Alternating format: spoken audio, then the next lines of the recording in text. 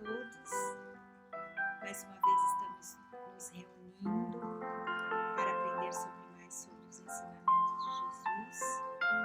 E vamos então agradecendo ao Centro Espírita Irmãos da Nova Era, que nos proporciona esse momento gostoso de estarmos juntos, facilitando essas palestras online e também uma maneira de estarmos conectados, né? Já que nós não conseguimos nos ver no centro, né? Mas que nós possamos estar juntos pelo coração e nos unindo. Todas as vezes também que temos o Evangelho, as palestras online e ainda nos reunimos para os cursos, né? Então vamos elevando o nosso pensamento ao Pai, pedindo a Jesus a espiritualidade amiga que nos envolva, que nos abençoe, que nos ajude a entendermos esse estudo de hoje, a tirarmos o melhor proveito dele. Que esse estudo também fique no nosso coração para que possamos colocar em prática na nossa vida, no nosso dia a dia. Que Jesus nos abençoe, nos ampare, nos fortaleça e esteja sempre presente na nossa vida. E nesse momento especial, abrindo o nosso coração e a nossa mente para aprendermos, para praticarmos. Que assim seja. A palestra de hoje, o estudo de hoje, se chama A Prece, Fonte de Luz. E aí vamos começar com Emmanuel, que no livro A Luz da Oração diz: cultiva a prece com a mesma persistência a que te induzas na procura diária da água para a sede e do pão para a fome do corpo. Na dor, ser-te-á divino consolo. Na perturbação, constituirá a tua bússola. A prece, ela é para todos os momentos da nossa vida. É para o momento de alegria, o momento de desespero, o momento de acordar, o momento de dormir, o momento de perturbação, o momento que nós vemos alguma coisa errada, um acidente na rua, ao invés de ficar olhando para saber o que está acontecendo, vamos fazer uma prece, pedir que a equipe espiritual auxilie, que Jesus auxilie aquelas pessoas que estão ali envolvidas. A prece é para todos os momentos da nossa vida e ela é sim uma fonte de luz. Todos os cristãos, todas as pessoas de fé, todos nós precisamos de um momento de oração, momento de conexão com Deus, momento de agradecimento, um momento que também nós pedimos, né? Nós pedimos do jeito que nós achamos que é bom para nós. Nós pedimos aquilo que nós achamos que nós precisamos. No capítulo 27 do Evangelho segundo o Espiritismo, item 22, ele diz que seja qual for o nosso culto, a prece deve ser um hábito, um momento de elevar-se aos pés de Deus, com humildade, com profundeza, reconhecendo os benefícios recebidos até aquele dia, pela noite, pelo dia, pela família, pelos desafios, pela proteção durante o sono. É para mostrar nossa fraqueza mesmo, suplicar ao Pai amparo e misericórdia. É a nossa alma que tem que elevar-se ao Criador. Não importa as palavras, o que importa é que seja feito do coração. Não importa se estamos fazendo uma prece de 20 ou de 5 minutos ou de 1 minuto. O que importa é que ela seja com a simplicidade do nosso coração. Ela não precisa ser decorada, ela não precisa ser bonita, ela precisa ser sincera. Mas às vezes a decorada ajuda e ajuda muito. E ela pode ser feita em todos os instantes. Pode ser um pedido de graças, mas é aquilo que a gente necessita na realidade. Não é para pedir para abreviar as provas. Nós temos que pedir paciência para enfeitar as nossas provas. Ninguém tem a cruz maior do que pode carregar. Então não é o momento de pedir facilitação, não. É o momento de pedir força, paciência. É o momento de se conectar com Deus, de agradecer por todas as provas que nós estamos passando. Porque é certo que elas estão na nossa vida porque nós precisamos dela. A oração é para isso. Mas para que nós usamos a oração, né? Nós usamos para pedir para Deus resolver nossos problemas, como nós queremos. Tem uma historinha antiga, onde um padre, numa cidadezinha que estava alagando, estava um dilúvio, e ele tinha muita fé, muita fé. E ele acreditava muito no poder da prece, até a prece tem muito poder. E ele então pediu a Jesus em prece para que parasse de chover, Só que começou a chover muito, começou a alagar. Então as pessoas começaram a sair, a cidade estava alagando, e passou um barquinho e falou para o padre: Padre, vamos embora, a cidade está alagando, a previsão não é boa, vamos embora. O padre falou: não, de jeito nenhum, eu estou orando, eu confio na luz da minha prece e eu confio que Deus vai me ajudar e vai fazer parar de chover. E a pessoa foi embora, ele não quis entrar de jeito nenhum, o barquinho foi embora e ele continuou orando e a água continuou subindo. E veio então o segundo barquinho, e esse segundo barquinho, a pessoa falou para ele: Padre, por favor, não há mais o que fazer, a água não vai baixar e a previsão é de que vai continuar chovendo, nós vamos morrer se ficarmos aqui, por favor, vamos embora. E o padre então disse: não, eu tenho muita fé, a minha prece vai levar luz até Jesus e ele vai me salvar. Eu estou pedindo e eu vou conseguir. E ele não foi no segundo barquinho. E ele continuou orando. E aí veio o último barquinho, o padre já estava lá na torre da igreja, agarrado no sino.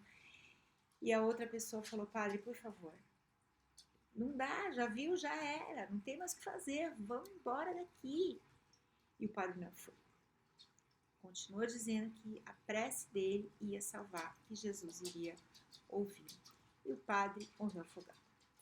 E chegando ao céu, ele foi recebido, era um homem bom. E aí ele pegou e reclamou com Jesus: mas eu fiz uma prece tão fervorosa, eu tenho tanta fé, eu acreditei tanto em você, você não me socorreu, você não ouviu a minha prece. Jesus disse: eu ouvi sim, eu te mandei 3 barquinhos.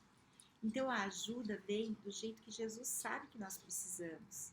Deus tudo vê, Deus tudo sabe.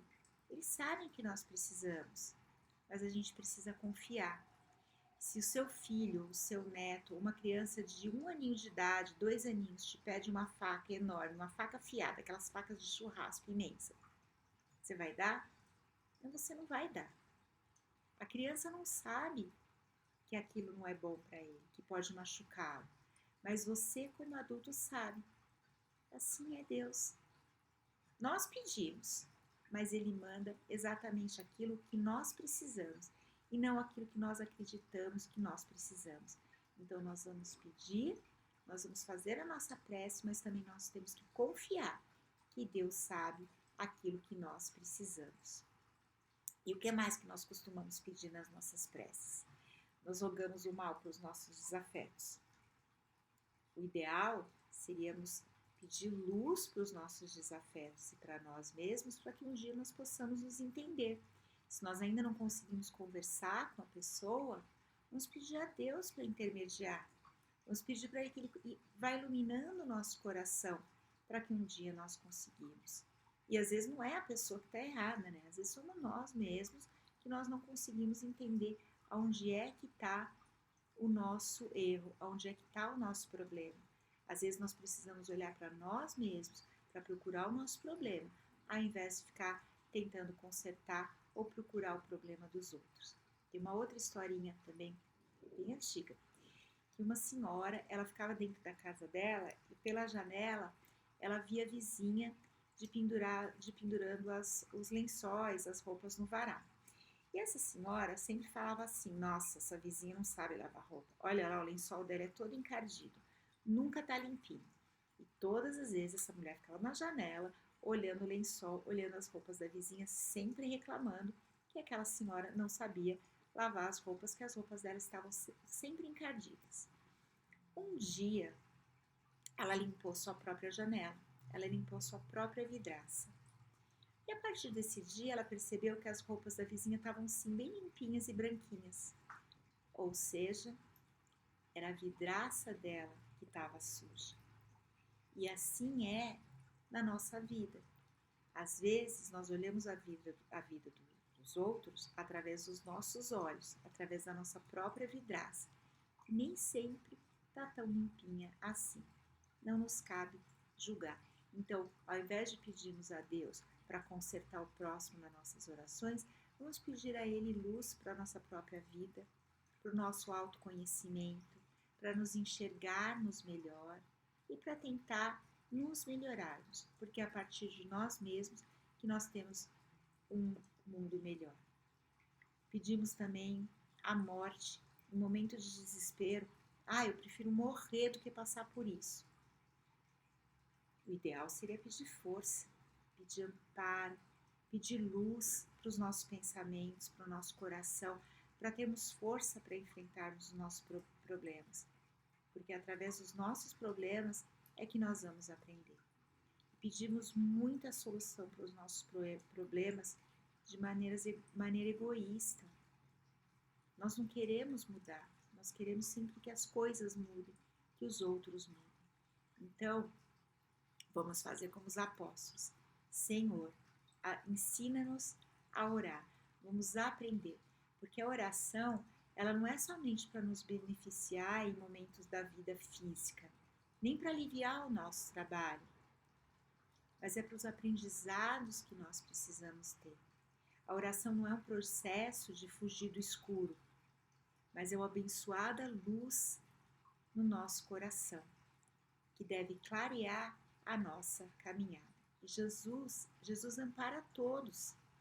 Imagina a lista de pedidos que ele não recebe, cada um pedindo de acordo com a sua própria consciência, ou como nós achamos que deva ser, como a criança que pode pedir para brincar com uma faca ou brincar com fogo, e os adultos que sabem que não pode. Imagina quantos pedidos Jesus deve receber do nosso jeitinho egoísta, facilitador, tentando deixar tudo da maneira mais fácil possível. Mas vamos confiar, porque Ele sabe o que faz. Nesse mesmo livro que eu citei, chamado A Luz da Oração, tem um texto lindo de Amaral Ornelas que fala sobre a oração. A princípio, é um rumor do coração que clama, asa leve a riflar da alma que anseia e chora. Depois, é como um círio hesitante da aurora, convertendo-se após um resplendente chama. Então, ei-la vibrar como estrela sonora, é a prece a refulgir por milagrosa fama. Glória de quem confia o poder de quem ama, por mensagem solar cingindo os céus afora.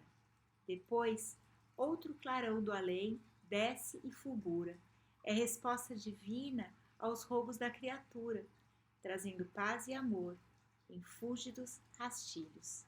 Irmão, guardai na prece o altar do templo vosso. Através da oração, nós bradamos, Pai nosso, e através dessa luz, Deus responde, meus filhos. Amaral Ornelas. E assim a nossa prece. Ela começa com um pedido do nosso coração, que é acalmado pelo amor de Deus. Traz paz, traz amor, nos faz adormecer em nossos pensamentos. Traz esperança. Esperança em dias melhores. Nós sempre precisamos de esperança em dias melhores, porque dias melhores virão. E quantas vezes nós estamos tão envolvidos na nossa dor, no nosso desafio, nas nossas mágoas, que nós nem conseguimos orar. Nós começamos uma prece e já começamos a brigar com Deus. Nós começamos uma prece e começamos a lembrar, mas eu gostaria de falar para aquela lá, isso. Quantas vezes nós estamos tão desequilibrados, tão chateados, magoados, que nós não conseguimos trazer à luz da oração. E aí, o que nós podemos fazer quando a raiva nos domina, quando os pensamentos ruins nos dominam e que nós não conseguimos orar? O que nós podemos fazer? Nós podemos cantar. Quem canta os males espanta, né? Nós aprendemos isso desde que nascemos. Esse é o momento de nós nos apegarmos a uma música, cantar em voz alta. Se eu não consigo orar, eu vou cantar. Põe lá, Vansan, Tim Vanessa. Quantas pessoas gravaram músicas maravilhosas, músicas espíritas. E os padres, quantas músicas lindas, e todas as outras religiões. Vamos cantar, vamos elevar o nosso pensamento, vamos fazer uma prece. Quantas músicas na nossa música popular brasileira que são verdadeiras preces, que podem nos fazer elevar o nosso pensamento a Jesus e começar a ampliar os nossos sentimentos maiores, para que nós possamos aí sim conversar com Deus através de prece. No Evangelho também nós temos as preces prontas, coletânea de preces espíritas, está lá do capítulo 28. Podemos ler. Eu não consigo orar para uma pessoa. Lê. Quantas fontes nós temos? Vamos ver um exemplo da música popular brasileira, que é uma prece que todo mundo conhece. Mas eu vou ler. Eu não vou espantar ninguém, senão vai todo mundo começar a sair aqui desse vídeo se eu começar a cantar. Então eu vou ler uma música que nos faz pedir socorro e elevar o pensamento a Jesus para acalmarmos o nosso coração. E aí sim podemos fazer uma prece sentida. A música Jesus Cristo. Eu vou ler um pedaço. Jesus Cristo, eu estou aqui. Olho no céu e vejo uma nuvem branca que vai passando. Olho na terra e vejo uma multidão que vai caminhando. Como essa nuvem branca, essa gente não sabe onde vai. Quem poderá dizer o caminho certo é você, meu Pai. Toda essa multidão tem no peito amor e procura paz. E apesar de tudo, a esperança não se desfaz. Olhando a flor que nasce no chão daquele que tem amor, olhe no céu e sinto crescer a fé no meu Salvador. Em cada esquina vejo o olhar perdido de um irmão, em busca do mesmo bem. Nessa direção, caminhando vem. É meu desejo ver, aumentando sempre essa procissão, para que todos cantem na mesma voz essa oração. Jesus Cristo, Jesus Cristo, Jesus Cristo, eu estou aqui. Tem como se ligar a Jesus cantando essa música? Então vamos aproveitar mais belas músicas. Coloca no YouTube, grava no celular. Está no trânsito irritado? Coloca uma música para ouvir. Canta junto. Canta alto. Cantando sozinho. Cantando dentro do carro. Não precisa. Cantando andando na rua. Sou louco, mas sou feliz. Cantando no chuveiro. Seja lá onde for. Está dentro do ônibus. Está na rua mesmo. Está em algum lugar, numa fila. Coloca o fone. Escuta uma música. É uma maneira de elevarmos o nosso pensamento, nos acalmarmos e vamos nos lembrar também da coletânea de preces espíritas do Evangelho, que também pode nos ajudar bastante. Um livrinho pequenininho, um livrinho de oração com frases pequenas, minutos de sabedoria. Tudo isso nos ajuda. Tudo isso nos ajuda a elevar o nosso pensamento a Jesus, a acalmar o nosso coração. E o que mais nós podemos fazer para trazer a prece, para trazer a luz da oração para dentro da nossa casa? Vamos falar um pouquinho então sobre o Evangelho no lar. O primeiro culto ao Evangelho no lar, o primeiro culto cristão no lar, foi feito na casa de Pedro. Numa linda noite, Jesus estava lá e ele percebeu que a conversa não estava das mais produtivas, né? Estava muito bate-papo, sem levar nada. Então Jesus começou a fazer perguntas a Pedro e convidou para que fosse reunidas as pessoas naquela casa, porque Jesus explicou que a paz no mundo começa entre quatro paredes, que o nosso lar, o nosso berço doméstico, ela é a nossa primeira escola, é o primeiro templo da nossa alma. E a casa de um homem é a legítima exportadora de caracteres para a vida comum. E que dentro dessas quatro paredes, sobre as telhas que nos acolhem, nós poderíamos acender uma nova claridade através do ensino edificante do Evangelho. Então Jesus disse a Pedro: na mesa de tua casa é servido o pão de cada dia, que recebes do Senhor. Por que não estilar em redor desta mesma mesa a sementeira da felicidade e da paz na conversação e no pensamento edificante?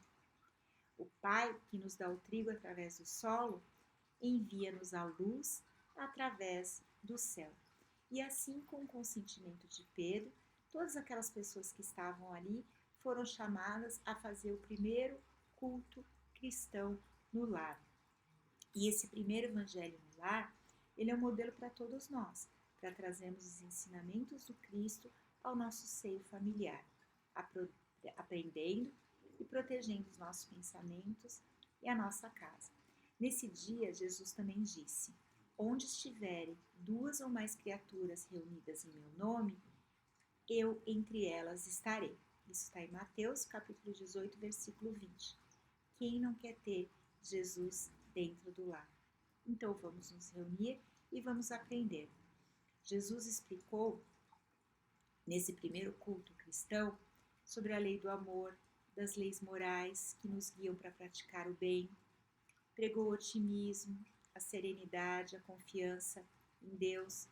Falou do novo mandamento, fazer aos outros o que queríamos que os outros nos fizessem. Estabeleceu o maior mandamento: amarás o Senhor teu Deus de todo o teu coração, de toda a tua alma e de todo o teu entendimento. E o segundo mandamento: amarás o teu próximo como a ti mesmo. Ensinou também: amai-vos como eu vos amei. Perdoa não 7 vezes, mas 70 vezes 7. E o Evangelho no lar, além de ensinamento, harmonia, paz, é uma reunião familiar produtiva, capaz de envolver a todos, deixar a proteção na nossa casa, a proteção da espiritualidade. Numa casa onde há o Evangelho no lar, é como um ponto de luz na escuridão. Imagina um dia que acaba a energia elétrica. A cidade toda está tudo escuro, não dá para enxergar nada. E aí acende um poste de luz no meio da rua. Imagina como aquela luz fica forte. É assim que a espiritualidade vê a casa onde é feito o culto do Evangelho no lar, como um ponto de luz na escuridão. Quem não quer que a sua casa seja um ponto de luz na escuridão? Como é que nós podemos, então, fazer o culto do Evangelho no lar, na nossa casa? Queria mostrar para vocês um livro que ele chama Evangelho no Lar, de Maria Compre. Ó, tá velhinho já, um livro para estudar bastante, tá? Um livro para ter sempre. Nesse livro aqui, encontra todos os detalhes de como fazer, tira dúvidas, é fantástico. Então nós vamos tentar resumir esse livro para entender como que nós podemos fazer o Evangelho no nosso lar. Então, primeiro, nós vamos escolher um dia e um horário que nós possamos sempre estar reunidos. Quantas pessoas estiverem na sua casa? 2 pessoas, 3 pessoas, 10 pessoas? Sempre tem um dia que é normal que todos nós estejamos em casa. Vamos escolher aquele dia. Se você estiver sozinho dentro da sua casa ou ninguém quiser participar, tudo bem também, ótimo. Com certeza a espiritualidade vai estar lá também te amparando e participando do Evangelho no Lar junto com você. Colocamos água Vamos nos reunir de preferência em volta da mesa. Vamos colocar um copo de água para cada um. Vamos colocar ou uma jarra de água, porque durante a nossa prece, durante a presença dos amigos espirituais, vamos pedir para fluidificar aquela água, para que nós possamos tomar como se fosse um remédio, trazendo para a gente, trazendo para dentro do nosso corpo, através da água, os fluidos que cada um de nós precisa. Vamos ter junto conosco o Evangelho segundo o Espiritismo e um livrinho que eu estou trazendo aqui como uma ideia, o Sinal Verde.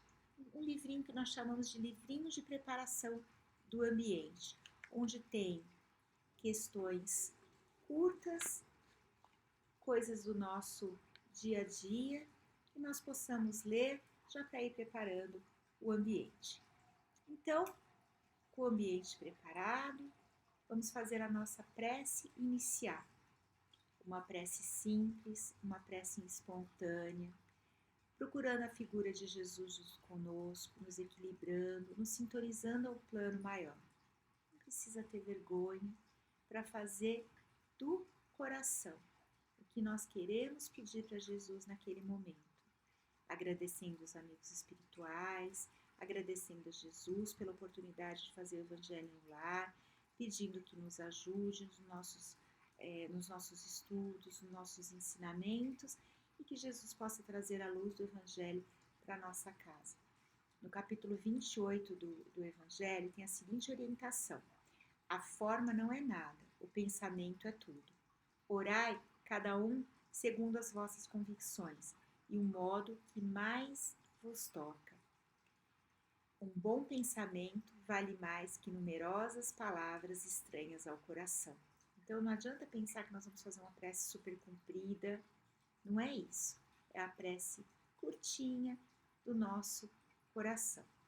E aí nós podemos então abrir um livrinho de leitura, podemos ir com ele na sequência, vamos ler, já vamos nos sintonizando. A recomendação é que o Evangelho no lar ele seja feito desde o comecinho, desde a introdução. Lê um pedaço, vamos ler com calma, ler devagar, para que todo mundo possa entender, todo mundo possa prestar atenção. Nós vamos depois comentar. E lembrando, a coisa mais importante do Evangelho no lar, nem o livrinho de preparação do ambiente, nem o Evangelho não é para nós lermos para apontar o dedo para os outros, né? Às vezes você brigou com o marido, brigou com o filho, não vê a hora que chega o Evangelho para ler algum pedacinho e mostrar para ele, ó, tá vendo? Olha aqui, você precisa melhorar. Não, o Evangelho é para nós mesmos. Somos nós que precisamos aprender com ele. Principalmente porque quem é que está lendo, né, aqui como eu estou falando, o meu ouvido, ele está muito mais próximo da minha boca do que de qualquer outra pessoa. Então, a primeira que está precisando desse aprendizado aqui sou eu. E assim o Evangelho. É quem está lendo, quem está ali ouvindo, é quem precisa. Todos nós precisamos. Então, não é o momento de apontar o dedo. É o momento de que cada um escute ou leia e aquilo seja para nós. Aonde nós precisamos aprender, aonde nós precisamos melhorar. Não é o momento de ficar apontando o dedo para os outros.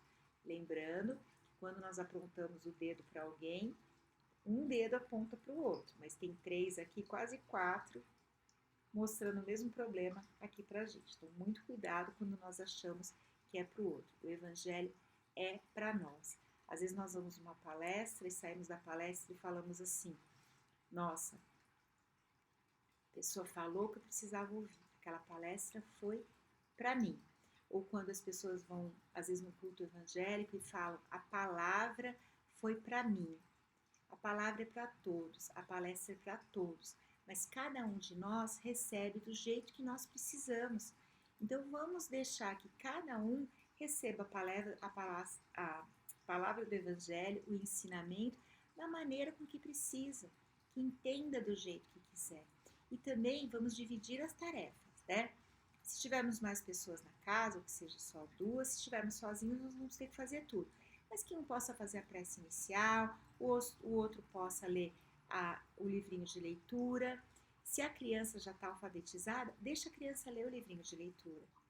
A criança vai se sentir que está participando mais, vai aproveitar mais. Se a criança não conseguir participar, não conseguir aproveitar, é sempre a hora do evangelho, é a hora dos menorzinhos começarem a fazer bagunça. Procura um horário onde a criança já está dormindo. Mas tenta fazer o evangelho lá, em voz alta. Como se estivermos sozinhos. Vamos fazer em voz alta também. Porque nós podemos ser o único encarnado, mas com certeza temos vários desencarnados que estão ali reunidos conosco, também tentando aprender. Não tem desculpa nenhuma para não fazer o evangelho em voz alta. Eu já falei numa outra ocasião. Se ninguém na sua casa concorda com a sua crença ou com o seu evangelho, vai fazer trancado no banheiro. Mas faça. O importante é fazer. O importante é trazer a prece, trazer a fonte de luz do evangelho para dentro da nossa casa.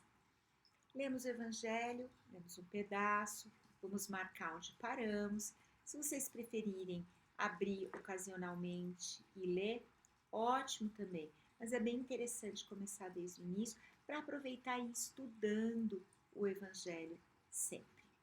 Terminamos a leitura do evangelho, terminamos o comentário.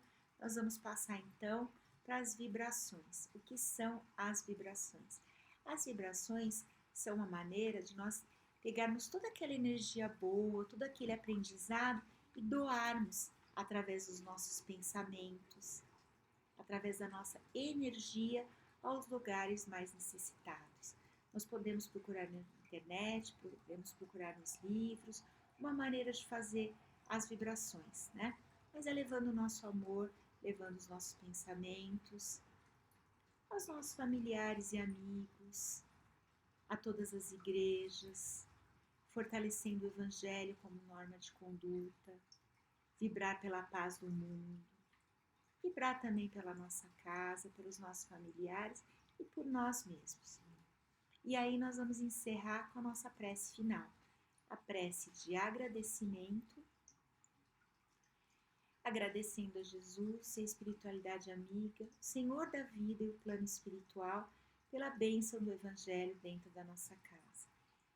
Depois disso, podemos beber a água e aí sim conservar a paz no lar.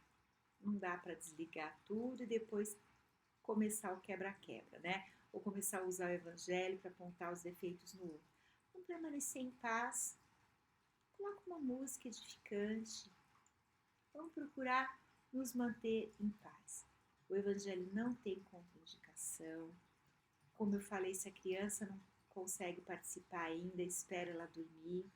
Ou usa as músicas evangélicas, as músicas espíritas, né?